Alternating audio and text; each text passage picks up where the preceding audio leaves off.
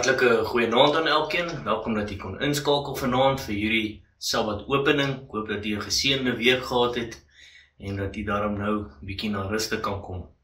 Voordat ons begin, kom ons sluit ons oë in gebed.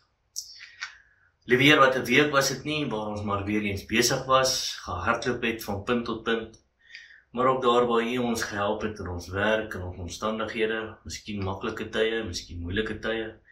Kan ons weer eens op 'n Vrydagmiddag, na Vrydag aand rustig raak en net so 'n bietjie 'n kort gedagte deel om meer te leer van U en U karakter. Ek wil vra dat U nou met ons sal wees terwyl ons hierdie kort tydjie ingaan. Dis my gebed in Jesus naam. Amen.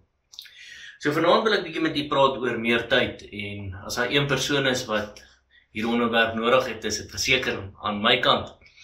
Want dit voel net altyd asof mens so besig is. Ons almal het 24 uur per dag, 7 dae van die week, en jy het net soveel tyd om dinge te kan inpas, te kan bepaal.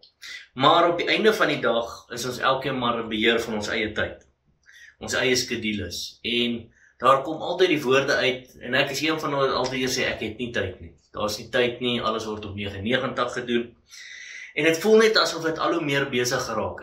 Ek dink een van die dinge hier in die grote stad, is dat ons tyd word opgeet, ons hardloop van bakpoort na stuurpoort, selfs op Sabbat daar by die kerk hardloop jy, want dit is asof jy net nie daai pas kan weggooi nie, en jy moet jouself forceer om rustiger te raak, jy moet forceer om beter tyds, gelewe vir jouself in te werk, vir jou familie, jou vriende, jou vrou, jou kinders, en dit is net oorweldigend. Maar hoe ek en U ons tyd spandeer, is ons eie keuse. Jy weet, op die einde van die dag gaan dit nie net oor wat jy moet doen nie, maar die keuse wat jy maak, hoe om dit te doen. En wanneer ons daarna kyk, is dit in beheer van die sake hoe ons dit kies. Doen ons aktiwiteite, gaan ons in die natuur, doen ons sport, doen ons dalk buitemuurse aktiwiteite, spandeer ons al tyd meer by mense. Al hierdie dinge wat ons doen kan positief wees, maar hoe pas ek en U dit in ons lewens in? Jy sien, wanneer ons dink aan die gedeeltes, en ek dink altyd aan die 4 Gospels van die boeke waar Jesus geskryf is, Matteus, Markus, Lukas, Johannes, kyk ons na die skedule wat Jesus gehad het. Hy was 'n besige ou wat van dorp tot dorp beweeg het, maar hy was nie net besig gewees, die mense het hom half eindelik nog oorval. So dis nie dat hy uitgegaan het en net besig gewees het, die mense het hom oorval, en soms weet ons dat hy moes so besig gewees het, as jy vat daar waar Jesus op die storms van die see, op die skip aan die slaap raak, terwyl dit woed oor hom, meen dat hy het een uitgeputte dag gehad en het net daai power nap nodig gehad. En te midde van dit alles, gaan Jesus, en daar's 'n gedeeltes wat ons skryf hoe hy sê, en in die aand en snags het hy na die Olyfberg toe gaan om te gaan bid. En soggens het hy na die Olyfberg toe gegaan. So Jesus het seker gemaak, dit maak nie saak hoe besig sy dag was, dit maak nie saak hoe sy tydgelewe gewerk het nie, hoe mense na hom toe gekom het nie. Hy het seker gemaak dat hy tyd saam met God spandeer. En daai tyd is nie soos net by die kerk nie, ja, dis goed, Sabbatskool, les hierdie alles, wanneer ons toe gaan oor daai elke dag se tyd met Jesus spandeer. En dit het my baie laat dink aan die tyd met Daniel. Onthou julle Daniel wat gebid het, oggend, middag en aand, en toe kom die dekreet in en hy het aangehou met hom. David. En 'n interessante skrywe wat ek gekry het, sê Martin Luther die volgende, hy sê, ek het soveel om te doen, dat ek die eerste 3 ure van die oggend in gebed moet deurbring. So hy het soveel om te doen, hy sê, iewers moet ek tyd maak, en al hoe ek kan tyd maak om tyd te vat, en hy het sy slaaptyd gevat, en hy het extra 3 uur ingesit. En die ding wat verder gaan is nie dat ons besig is om guns te wen by God nie. Jy weet, waar gaan gebed? Waar gaan daai tyd saam God spandeer in gebed? Dit gaan oor kommunikasie. Wanneer u in 'n huwelik is, hoe kan u spouse, u meerdere beter leer ken en beter groei in die verhouding, as jy nie gesels met hom nie, waarvan hou jy, wat hou jy nie van nie, ensovoorts. Wanneer jy vriende het, vriendinne, wat dit ook al mag wees, familie. Ons as families het so weg van mekaar gedryf, want ons maak nie meer tyd om te kommunikeer met mekaar, om te luister en te sien, wat kan ons oor mekaar leer nie. En is dieselfde by die kerk. Ja, ons sien mekaar op Sabbatdag by die kerk, Maar ken ons mekaar? Kommunikeer ons regtig met mekaar in diepte gesprekke?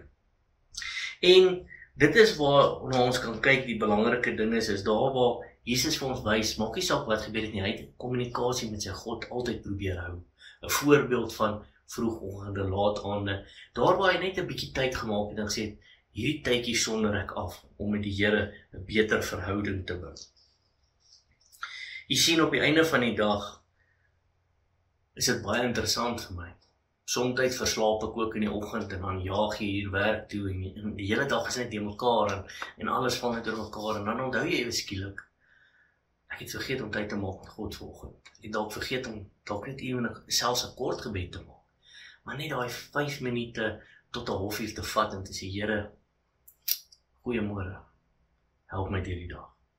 En is interessant hoe daai wiskunde altyd werk, want wanneer ons daai eerste paar ure saam God spandeer, wanneer ons daai eerste gedagte saam God spandeer, is dit asof die hele dag net in plek val.